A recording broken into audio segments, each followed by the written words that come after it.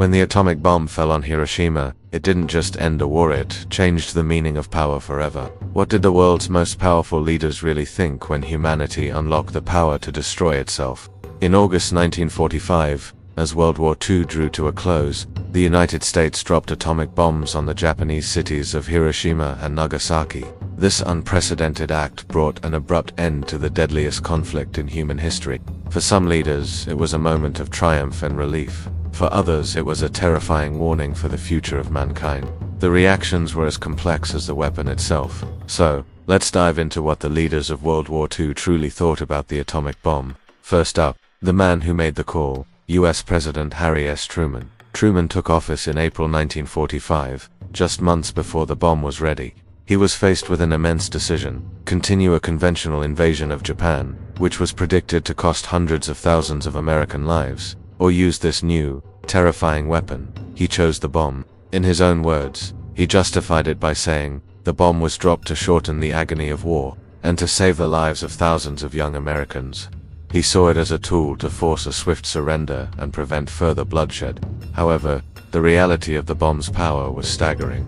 After seeing the reports of the destruction and the immense loss of civilian life, Truman was reportedly horrified. He wrote in his diary about the overwhelming responsibility and later refused to authorize the use of more bombs, recognizing that this was not just another weapon. His initial pride in ending the war was forever mixed with the horror of the devastation he had unleashed. Next, we cross the Atlantic to Great Britain and its formidable leader, Winston Churchill. As a key ally, Churchill was in on the secret from the beginning. He was a staunch supporter of the bomb's development and its use. He saw it not just as a war-winning weapon but as a monumental British-American scientific achievement. For Churchill, it was a justifiable, even necessary, step to end the war and defeat a tenacious enemy. He celebrated the power it represented, but his tune changed dramatically after the war.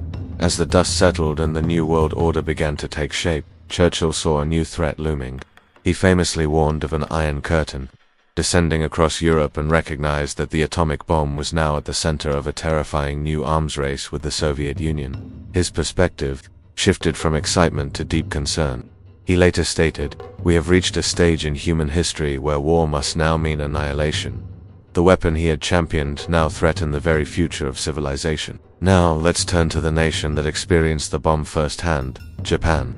For Emperor Hirohito and the Japanese leadership, the bombings of Hiroshima and Nagasaki were a profound shock. On August 15, 1945, the emperor broke centuries of tradition by speaking directly to his people over the radio to announce Japan's surrender. In his address, he referred to the atomic bomb as a new and most cruel bomb, whose power to destroy was incalculable. Until that point, many hardline military leaders in Japan were determined to fight to the bitter end, even preparing for a massive civilian defense against an Allied invasion. But the sheer scale of destruction from a single weapon changed everything. The atomic bombs demonstrated a level of power that made further resistance seem not just futile, but suicidal. The reaction in Japan was one of disbelief, shock, and ultimately, forced surrender. The bomb didn't just end their war, it shattered their reality. What about Germany's infamous leader, Adolf Hitler?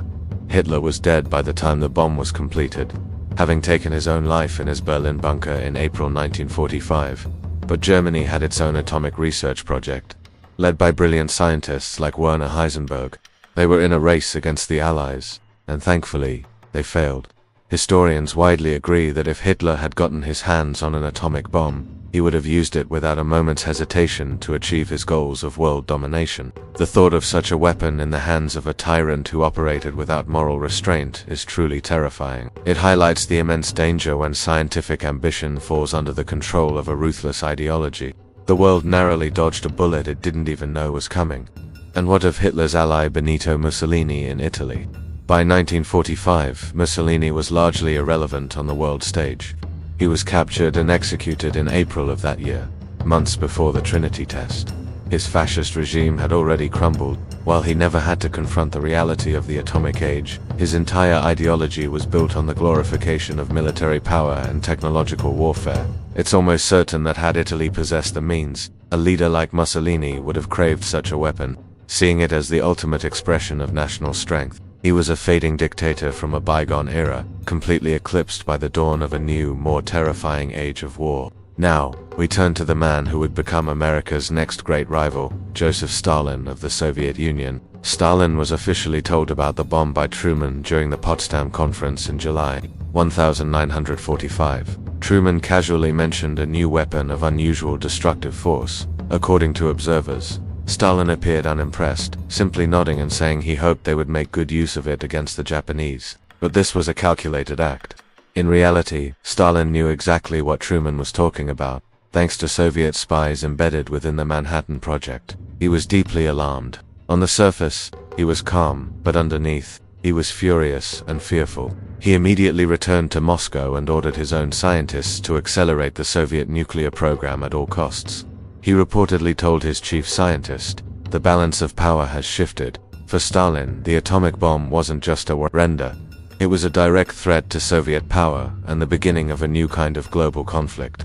Sure enough, just 4 years later, in 1949, the Soviet Union successfully tested its own atomic bomb, and the Cold War officially entered its most dangerous phase. Of course, we can't talk about the bomb without mentioning the scientists who brought it into existence, many of whom were tormented by their creation. Albert Einstein, whose famous 1939 letter to President Roosevelt warned of the possibility of a German atomic bomb and urged the US to start its own program, never worked on the bomb himself. He later called signing that letter the one great mistake of his life, saying, "Had I known that the Germans would not succeed in developing an atomic bomb, I would have done nothing." Many of the scientists on the Manhattan Project, including its director, J. Robert Oppenheimer, were horrified by the result of their work. They had hoped the bomb would be a deterrent, a weapon so terrible it would make war impossible. Instead, they watched as it was used to obliterate 2 cities. This scientific triumph quickly turned into a heavy moral burden. They had unlocked the secrets of the universe, only to hand humanity the keys to its own destruction. The global reaction to the bomb was a mixture of awe and absolute terror. For people in the Allied nations, the news was often met with celebration. The war was finally over. But as the details from Hiroshima and Nagasaki emerged, a new, creeping fear set in. This was the birth of the nuclear age. The bomb became the ultimate symbol of power, and countries around the world began a frantic race to develop their own nuclear weapons, believing it was the only way to guarantee their security. The public was deeply divided.